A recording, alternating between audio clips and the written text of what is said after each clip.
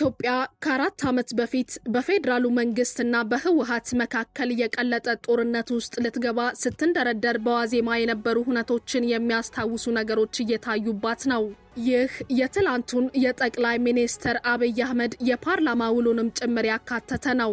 ጠቅላይ ሚኒስትር አብይ ያኔ መንግስታቸው ከህወሓት ጋር ጦርነት ውስጥ ከመግባቱ በፊት ልክ እንዳሁኑ ቅልቅል የሆኑ ምልክቶችን ያሳዩ ነበር። አንድ ጊዜ ህወሓት ምርጫን ካደረገ የትግራይ እናቶች ያለቅሳሉ ሲሉ፣ ሌላ ጊዜ ደግሞ እኔ ወደ ትግራይ ጥይትን ሳይሆን ኮሮና መከላከያ ማስክን ነው መላክ የምፈልገው ይሉ ነበር።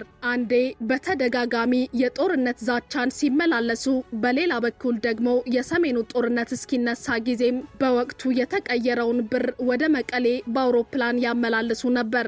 ነገሮች በዚህ የተደበላለቁ ምልክቶች ውስጥ እያሉ ነበር በድንገት ጥቅምት 24 2013 ዓ.ም ሌሊቱን ጦርነቱ የተቀሰቀሰው። በወቅቱ የፌዴራል መንግስትና ህወሓት መዋጋታቸው አይቀርም የሚል የብዙዎች ግምት ቢኖርም በዛ ፍጥነት ግን ነገሮች ይሆናሉ ያላልነበረም። ይኸው ድብልቅ ምልክቶችን የመስጠቱ ነገር ዛሬም ላይ የፌዴራል መንግስት ከኤርትራ ጋር በገባበት ውጥረት ላይ የታየ ነው። ጠቅላይ ሚኒስትር አብይ አህመድ በፓርላማ ውሏቸው ኢትዮጵያ የቀይ ባህር ፍላጎቷን በሰላማዊ መንገድ ማሟላት እንደምትፈልግ የተናገሩትን ያክል ይህ የማይሆን ከሆነም ጦርነት መቼ እንደሚነሳ እንደማይታወቅ ሲገልጹ ነበር። ለኤርትራ ህዝብ የኢትዮጵያ ዓላማ ሰላምና ሰላም ብቻ መሆኑን የተናገሩትን ያክል ጦርነት የሚነሳ ከሆነ ውጤቱ የታወቀ ነው ሲሉም ዛቻን አሰምተዋል። የሚመሯት ሀገር ከጎረቤት ሀገራት በሰላም የመኖር ዓላማ አላት የማለታቸውን ያክል በመንግስት ተንታኞች እንጂ ከሳቸው አፍ ወጥቶ የማያውቁ ኤርትራን የሚያብጠለጥሉ ንግግሮችን አድርገዋል። ፓርቲ የሌለው ህገ መንግስት የማያውቅ ወጣት አልባ ሀገር ሲሉ ኤርትራን በግልጽ ወርፈዋል። የነጻነት ጥያቄ እየተባለ በሚነሳው የኤርትራ ጥያቄም ላይ ተሳልቀዋል። ወትሮ ኤርትራ ላይ እንዲህ በግልጽ ውረፋ ያደርጉ የነበሩት ወይ ጀነራሎች ናቸው አሊያም አፍቃሪ መንግስት ተንታኞች ነበሩ። አሁን ግን ጠቅላይ ሚኒስትሩም ሰላማዊ መንገድ ባሉበት አንደበታቸው ውረፋቸውም ላይ ገብተውበታል። እነዚህ ምልክቶች ኢትዮጵያ ለአሰብ ወደብ ብላ ከኤርትራ ጋር ወደ ጦርነት የመግባቷን ነገር ያቀረበው መስሏል። እዚህ ጋር ግን የሚነሱ ጥያቄዎች አሉ። እውነት ኢትዮጵያ ሌላ ጦርነት ውስጥ መግባት የምትችል ሀገር ናት ወይ? በአበዳሪ ሀገራትና ዓለም አቀፍ ተቋማት ላይ የቆመው ኢኮኖሚስ ይህን መሸከም ይችላል ወይ? የአብይ መንግስት በሀገር ውስጥ እየተዋጓቸው ያሉ ቡድኖች በቀላሉ ተላላኪዎች ናቸው ብቻ ተብለው የሚታለፉስ ናቸው ወይ? በእነዚህ ጉዳዮች ላይ አጭር ቆይታ ይኖረናል። ጤና ይስጥልን፣ ኢትዮ ፍሮንቶች ነን። የዩቲዩብ ገጻችን ሰብስክራይብ፣ ሼር እና ላይክ እያደረጋችሁ አብራችሁን ቆዩ።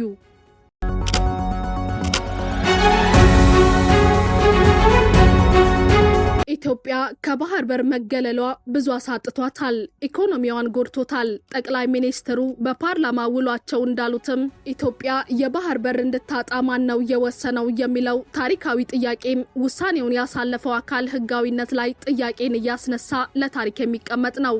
ነገር ግን የኢትዮጵያ የባህር በር ጥያቄ በዚህ ጊዜ መመለስ ካለበት ኤርትራ የኢትዮጵያን የወደብ ጥያቄ በሰላማዊ መንገድ ለመፍታት በጠረጴዛ ዙሪያ ለመፍታት ወንበር ስባ እየተቀመጠች እንደሆነ ነው። ይህ ሊሆን እንደማይችል ያለፉት ዓመታት ምስክር ናቸው። የሻዕቢያ ተፈጥሮም ለእንዲህ አይነቱ ድርድር አይመችም።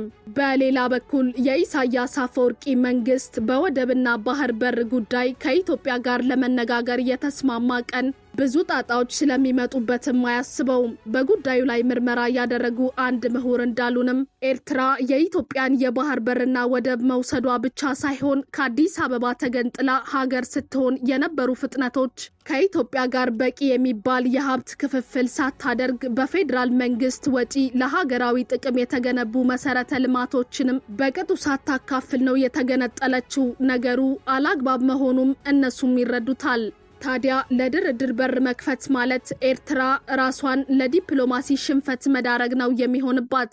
ለዚህም ነው ጠቅላይ ሚኒስትር አብይ ከኢሳያስ ጋር በነበራቸው የጫጉላ ጊዜ ልዑካኖቻቸውን በተደጋጋሚ ጊዜ በወደብ አጠቃቀም ጉዳይ ለመነጋገር ወደ አስመራ ሲልኩ ሻዕቢያ ፈቃደኛ ያልሆነው ብለውናል ምሁሩ።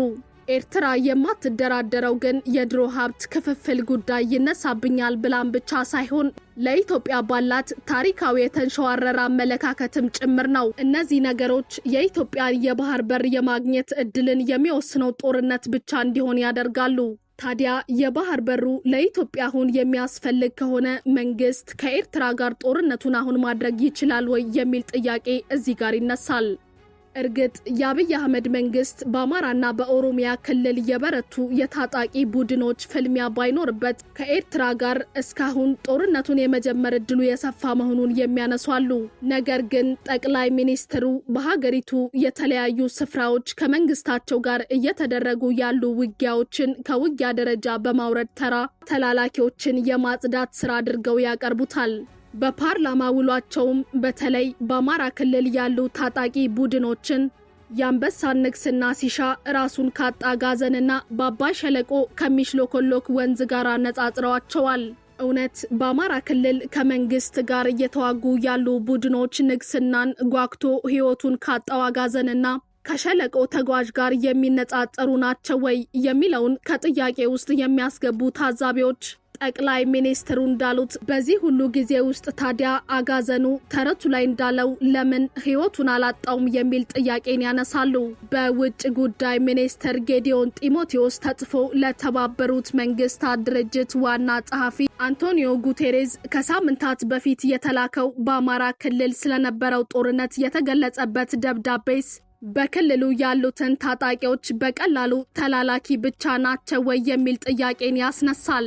ይህም ብቻ ሳይሆን የፌዴራል መንግስት የባህር በርን ለማምጣት ከኤርትራ ጋር ከመዋጋቱ በፊት የሀገር ውስጡን ችግር ይፍታ የሚለው ሐሳብ ጠቅላይ ሚኒስትር አብይ የአብኑን ተወካይ ደሳለኝ ጫኔን እንደሸነቆጧቸው የኤርትራ መንግስት ሐሳብ ብቻ ነው ወይ የሚለው መመለስ አለበት።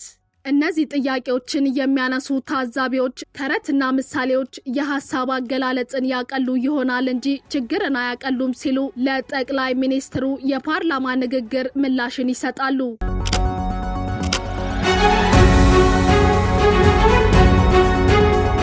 የኢትዮጵያ ኢኮኖሚስ ተጨማሪ ጦርነትን መሸከም የሚችል ነው ወይ የሚለው ጥያቄ መመለስ ያለበት ነው። ጠቅላይ ሚኒስትሩ በፓርላማ ውሏቸው ስለ ሀገሪቱ ኢኮኖሚ አመርቂ ግስጋሴ በተደጋጋሚ ሲያነሱ ተደምጠዋል። ለኢኮኖሚው አመርቂ ግስጋሴም የማክሮ ኢኮኖሚ ሪፎርሙ ዋነኛ ምክንያት መሆኑንም አብራርተዋል። ይህም በዓለም ባንክና IMF ሳይቀር የተደነቀ መሆኑንም ጭምር በማብራሪያቸው አንስተዋል። እርግጥ ዓለም ባንክና IMF እንደ መጽሐፍ ቅዱስ የሚያጣቀሱትን ኒው ሊበራሊዝም ኢትዮጵያ ተግብራላቸው መንግስት የተገበረውን ሪፎርም ማድነቃቸው ባይርምም የዛኑ ያክል ግን ዓለም ባንክም ቢሆን የኢትዮጵያ ድህነት በከፍተኛ ደረጃ አድጎ 43 በመቶ እንደሚደርስ የሚያሳይ አስፈሪ ሪፖርትም አውጥቷል። ምንም እንኳን ጠቅላይ ሚኒስትሩ የድህነት ሪፖርቱን አጣጥለውት ቢያልፉም ኢትዮጵያ አሁን ያላት ኢኮኖሚ በእነዚሁ የኒው ሊበራሊዝም አራማጅ ተቋማት ማለትም የነ IMF እና ዓለም ባንክ ብድር ጥገኛ ከሆነ ወደ 2 ዓመቱ እየሄደ ነው። ጠቅላይ ሚኒስትሩ እንዳሉትም የሚመሩት መንግስት ከብድር ክፍያ ጋር ያለበት ደረጃ ጥሩ የሚባል አይደለም። እና ዓለም ባንክና IMF የኢትዮጵያ የኢኮኖሚ ሪፎርም በጥሩ ሁኔታ ላይ ነው ብለው በአንደኛው ሪፖርታቸው ቢያወጡት በሌላኛው ሪፖርታቸው ደግሞ ሀገሪቱ ብድሯን መክፈል የማትችልበትና የተጨናነቀችበት ደረጃ ላይ ነው ያለችው ብለውም ያውቃሉ። ላብነት የዛሬ ወር አካባቢ ሁለቱ ተቋማት በጥምረት ባወጡት ሪፖርት ኢትዮጵያ ዕዳዋን መክፈል የማትችልበት ደረጃ ደርሳለች ብለው ለዚህም ማሳያው የሀገሪቱ የውጭ ዕዳ የውጭ ንግድ ገቢዋን እጥፍ በልጦ 206 በመቶ ሆኗል። ነገር ግን ይህ ቁጥር ከ140 በመቶ መብለጥ የለበትም ይላል።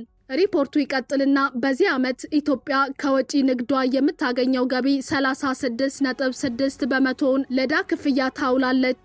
ነገር ግን ሀገሪቱ ከወጪ ንግድ ገቢዋ ለዕዳ መክፈል የነበረባት ከ12 በመቶ መብለጥ አልነበረበትም ይላል።